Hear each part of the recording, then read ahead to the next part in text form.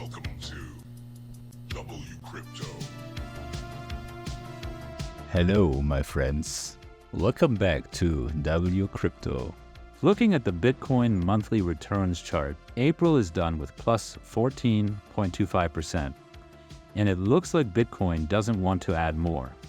We've been ranging around 94.5K since April 23rd. Multiple strong attempts to break 95K failed. After 6 tries, let's stop counting.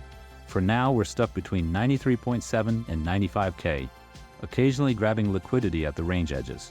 The green dot from April 11th on the daily gave us plus 19% upside.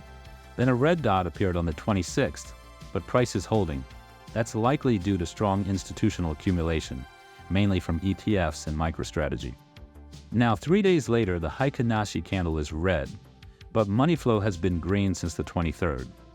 That suggests we could keep ranging between 93.3 and 95K before any breakout. A break above could give Bitcoin a clean shot at 100K. ETF inflows support this. On April 28th, total inflows hit 591.2 million, with BlackRock buying 970.9 million alone. That means other issuers had slight outflows. For April 29th, numbers are still incomplete, but if BlackRock bought more than 44 million, it'll be another green day, and that's very likely right now. Now let's check the liquidation heat map. The 3-day time frame is mixed, with hot zones on both sides, but the 2-week heat map is more clear.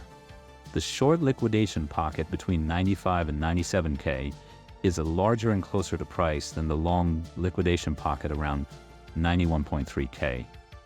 I highly doubt we revisit 91K. I'm leaning toward an upside breakout as May begins.